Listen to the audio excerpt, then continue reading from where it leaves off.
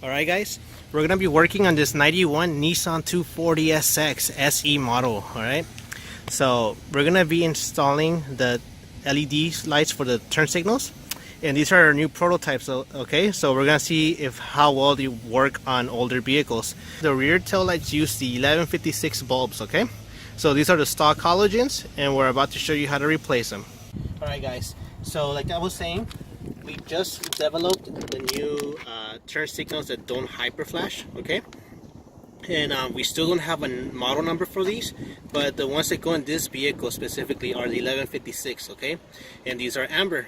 So let me remove the plates like that. You can see it. Very simple on this vehicle.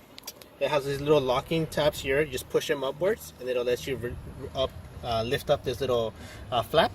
And then all you do, make sure you just connect this cable. Okay, go like that. And then there's gonna be two more clips on here. Okay, just push them in or upwards, whichever one, and the whole thing comes out. Okay, so you don't have to remove your whole tail light. Okay, so this is the one we're gonna be replacing. This is your turn signal. Okay, these are the 1156, and it'll actually state it here on the bulb itself. So I'm gonna put it in here, just like that. Pop in, twist in, and just to confirm, 1156. Okay, so now before you put everything back together, like always, make sure to test them. I always mention test these.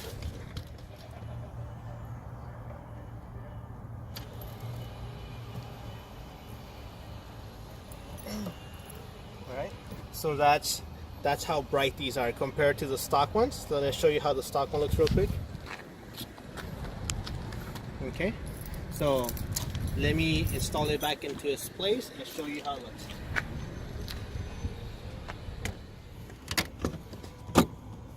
Alright, carefully put everything back into its place. Okay, you know it's good, and we'll test it again to have a good comparison. Alright, so as you can see the big noticeable difference. Okay, so now what you guys want to really see is the turn signal. Okay, so we'll activate the turn signals and see if it's truly not hyper flashable. Okay.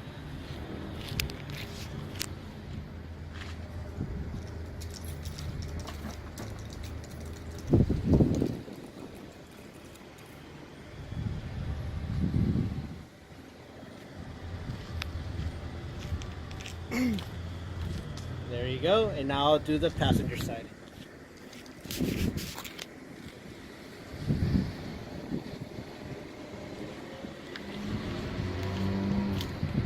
As you can see, they no longer hyper flash. Okay, I was told that these, since they're still prototypes, that there is like a time limit to them.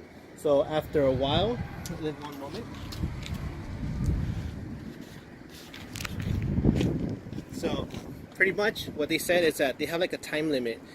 They won't hyper flash, like as you can see right now, they're not hyper flashing the stock speed. But some of these, on some vehicles, it'll take either between 3 minutes to 5 minutes before you start seeing any symptoms where either it's gonna hyper flash or it's not. So if your vehicle, you install these and it passed 5 minutes and it's still running perfectly fine, then you're good.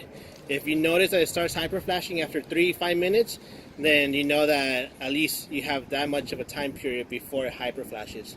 But normally when we're at a stoplight, it shouldn't take that long, but there are cases where the light's just stuck and it doesn't want to change and it'll start hyper flashing. Pretty much from what I understand is that the way these are built, it's based off of heat. So if it starts to overheat, that's where it'll start hyper flashing, and once it cools down, it'll go back to normal. So that's something to keep in mind. So that's the rear, and pretty much you have to do the same thing for the passenger side to finish it up. Okay, so I'll be doing that now. Alright guys, so this is the final result. We got both the new LEDs in here, the 1156. As you can see, this is the emergency lights, and I'll turn on the turn signals.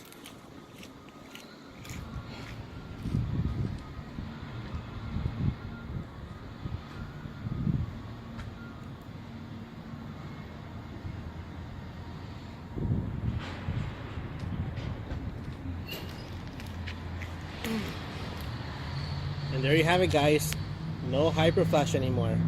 So once we can finalize these, they'll be ready to go.